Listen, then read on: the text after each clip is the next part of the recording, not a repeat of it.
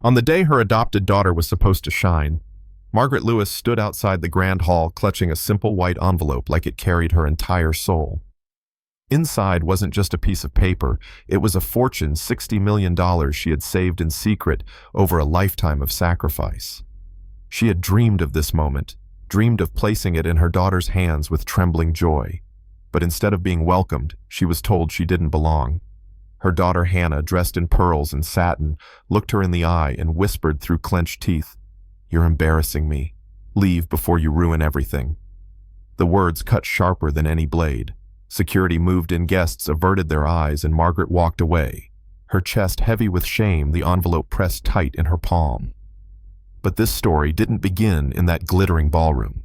It began years earlier, in a cold alley behind a bus depot in Cleveland. Margaret was finishing a double shift, her back aching, her shoes so thin she could feel the gravel under her feet, when she heard a faint cry from the shadows.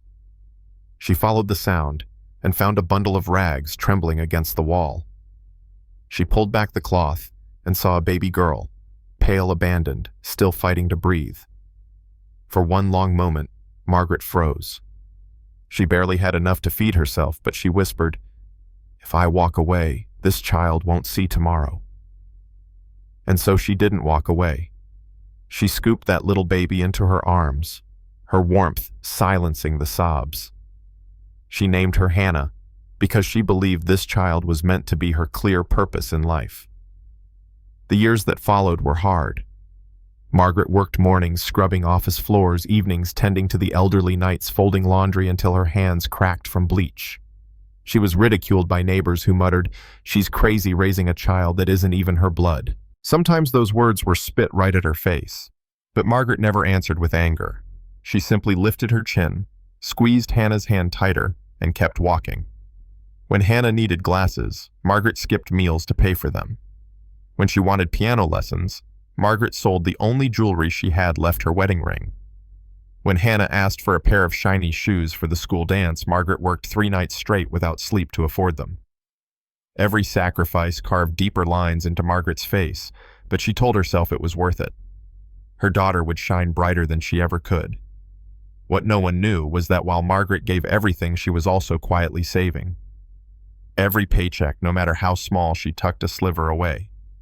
She taught herself to read financial papers on lunch breaks, asked quiet questions at banks, studied the way money grew if you had the patience to wait. Pennies became dollars. Dollars became investments. Investments became something unimaginable. By the time Hannah was grown, Margaret had turned her silent discipline into $60 million. Her plan was simple. On Hannah's wedding day, she would reveal it, securing her daughter's future forever. But when the day arrived, all Margaret received was humiliation. The venue glittered like a palace. Guests in sequined gowns laughed over champagne, cameras flashed, and the music of a string quartet filled the air. Margaret walked carefully, her thrifted dress pressed as neatly as she could manage, the envelope hidden in her palm like a secret heartbeat. She stepped up to the check-in table and whispered her name. The planner frowned, scanning the guest list. "I don't see you here," she said. Bridesmaids whispered, "Is she lost? Maybe she's staff." Then Hannah appeared, breathtaking in her veil, her eyes catching Margaret's for one fleeting second. All the years of scraped knees, bedtime stories, and sacrifice flickered in that glance. But Hannah's gaze hardened. "We talked about this," she hissed under her breath. "You weren't supposed to come. Please leave before you embarrass me." Margaret tried to smile, her voice trembling. "I just wanted to say congratulations." But Hannah didn't hear her heart. She saw only the old dress, the scuffed shoes, the worn purse strap. Guests shifted uncomfortably. A groomsman whispered, "Who is she?" And with that, Margaret was escorted out. No scene, no shouting, just silence. She walked to the bus stop with the envelope still clutched tight, her reflection in the glass marked by lines of pain, but not yet broken. For days, she sat at her kitchen table staring at the envelope. She whispered, "If she doesn't want me, then this gift isn't hers anymore." And with that, Margaret made a decision. She took the money and founded something greater, a shelter she called the Hannah Grace Foundation. Not in bitterness, but as a reminder of the child she once found in the dark. It began with a rented building, a handful of beds, a soup pot simmering on a secondhand stove. But word spread. Donations trickled in. Volunteers showed up. Within months, children who once slept under bridges now had books, hot meals, and safety. Margaret became a quiet force of hope, respected not for her money, but for her resolve. Meanwhile, Hannah's world was crumbling.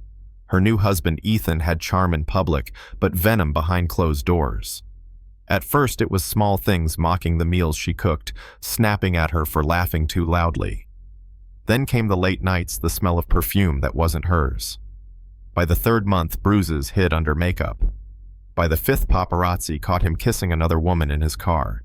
And by the sixth month, 6 months pregnant, Hannah was thrown out of their mansion with nothing but a suitcase and a swelling belly. The gate slammed behind her as neighbors whispered, "Isn't that the influencer's wife?" He kicked her out already. Alone in the cold, Hannah kept walking, her mind circling one thought. There's only one place left to go. Back at the foundation, Margaret was leading a group of donors through the shelter when she saw her daughter standing by the gate. Hannah's hair was disheveled, her makeup streaked with tears, her arms wrapped around her stomach. Volunteers whispered, "Isn't that the girl who humiliated her mother at the wedding?" The air went still. Hannah's lips trembled as she whispered, "Mom, I'm sorry. Please, I need you." Margaret didn't rush. She stood for a long moment, her eyes heavy with memory. Then she walked slowly forward. Hannah collapsed onto her knees, sobbing. "He threw me out. He said I cheated, but I didn't. Please, I was wrong. I should never have said those things to you." Margaret placed a trembling hand on her daughter's shoulder. Her voice was calm, measured, steady. "You can stay, but not in my home. You'll live in the guest house and work here at the orphanage. You'll earn every penny. Not because I don't love you, but because love without discipline blinds us." Hannah didn't argue. She nodded, tears streaking her face. She accepted the condition like a lifeline. Weeks passed and the city noticed. The once polished bride was now seen wearing plain uniforms, serving meals to abandoned children, scrubbing floors, folding blankets at night. At first, people scoffed. "Isn't that the girl from the wedding?" But slowly whispers shifted.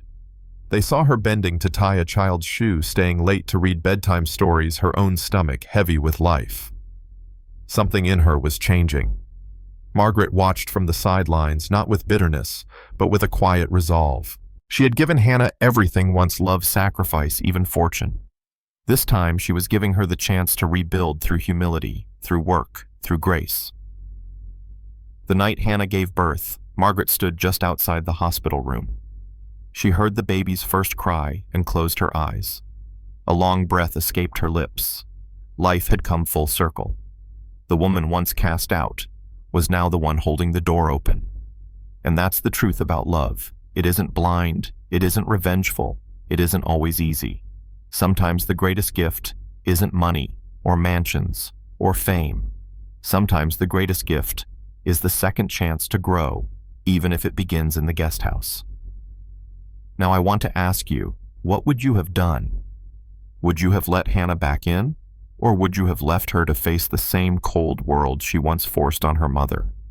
Drop your thoughts in the comments. And don't forget, there are more stories like this waiting for you. Hit that subscribe button so you don't miss the next twist life has in store.